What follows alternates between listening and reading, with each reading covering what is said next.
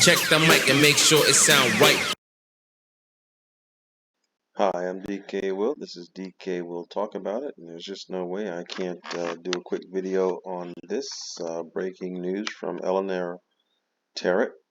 And the breaking news is a letter that appears to be from the Bahamian Office of the Attorney General and Ministry of Legal Affairs. Says that SBF has been arrested following criminal charges filed by the U.S. And that letter reads, on 12 December 2022, the Office of the Attorney General of the Bahamas is announcing the arrest by the Royal Bahamas Police Force of Sam Bankman-Fried, former CEO of FTX.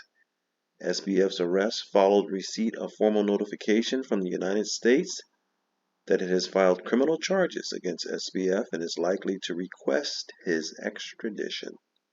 As a result of the notification received and the material provided therewith, it was deemed appropriate for the Attorney General to seek SBF's arrest and hold him in custody pursuant to our nation's Extradition Act.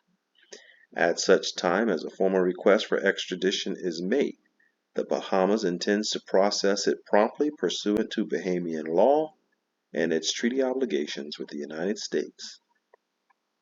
Responding to SBF's arrest, Prime Minister Davis stated, "The Bahamas and the United States have a shared interest in holding accountable all individuals associated with FTX who may have betrayed the public trust and broken the law.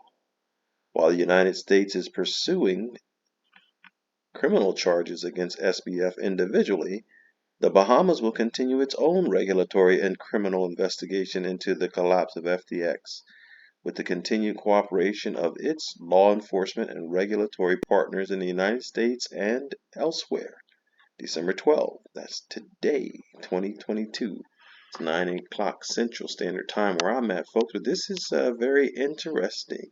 I hope we don't see another situation like we saw with the pedophile when he was arrested, because, as we well know, and I have long held the position from the very beginning, that SBF and FTX popped up out of nowhere too fast and too furious, absolutely without a doubt.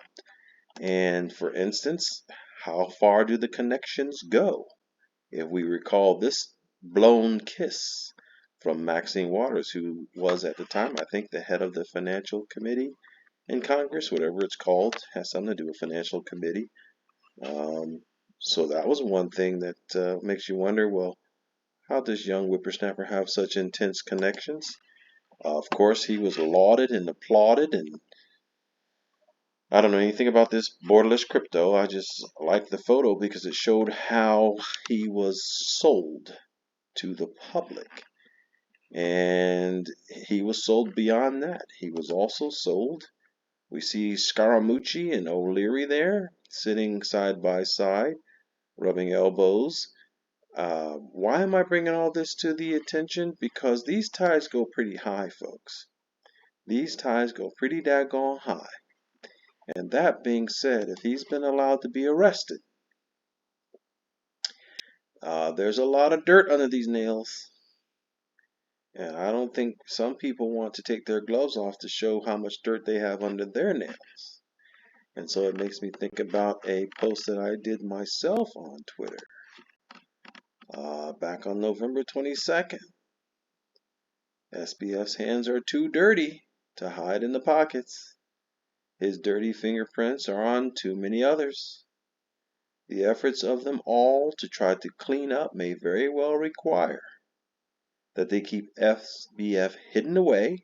That's already been done in the Bahamas and underground. I hope that only means hidden away. But I think you see where I'm coming from when things like this happen and relationships like this exist. And it's quite likely that this